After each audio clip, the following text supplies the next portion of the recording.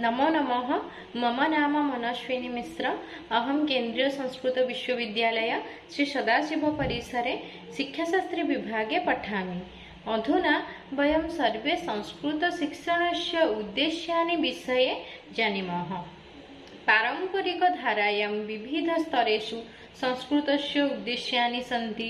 आधुनिक धारायां विविध स्तरेषु अपि संस्कृत शिक्षणस्य उद्देश्यानि सन्ति। एकः अहं वदामि। प्रथमे संस्कृत शिक्षणस्य पारंपरिक धारायां विषये जानीमः। आत्मसंयम, मौलिकचिन्तनं, तर्कशक्तिः इत्यादीनां गुणानां वर्धनं संस्कृत शिक्षणस्य उद्देश्यानि चतुर्णां पुरुषार्थानां सम्पादनम्। अर्थात् संस्कृत शिक्षणे चतुर्णां पुरुषार्थानाम् अर्थ धर्म, अर्थ, काम, मोक्ष इत्यादीनां सम्पादनम्।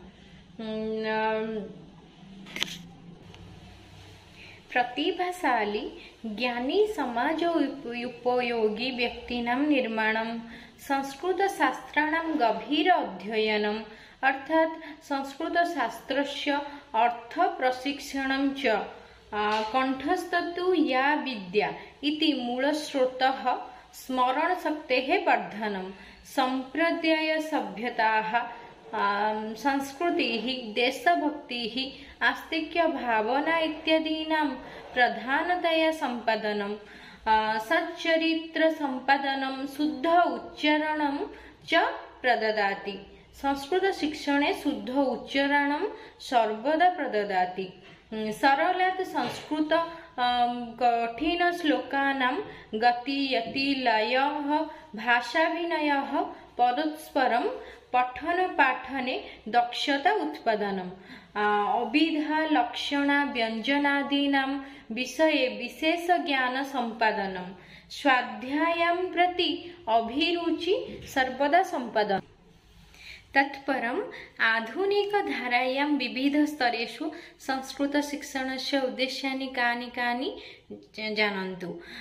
स्वयं कविता रचनायां, निबन्ध रचनायां च प्रेरणा प्रदानं, भाषायाः शुद्ध वाचनं, लेखनं च सम्पादनं, रचना क्षेत्रे विविध रूपाणां ज्ञानं, भाषा शिक्षणे संस्कृत शिक्षणे च अभिरुचि उत्पादनं, भाषा संस्कृत भाषायां अभिरुचि उत्पादनं, आसक्तिः वर्धनं, सरला संस्कृतेः भाषणस्य क्षमता वर्धनं, सामाजिक आवश्यकतानां पूर्तौ सहायक क्रिया, मनोवैज्ञानिक आवश्यकतानां सहायक क्रिया, पाठ्य सहगामी क्रियाणाम् अभिवृत्तीनां विकासकरणम्, अर्थग्रहणस्य योग्यता प्रदानकरणम्, अनुसन्धान प्रक्रियायां नैपुण्य सम्पादनं, जीवन मूल्यानां प्राप्तिकरणं, भाषा शिक्षणे अर्थात् संस्कृत शिक्षणे च अभिरुचि उत्पादनम्। यः सर्वाणि पारंपरिक धारायाम्, आधुनिक धारायां संस्कृत शिक्षणस्य उद्देश्यानि सन्ति।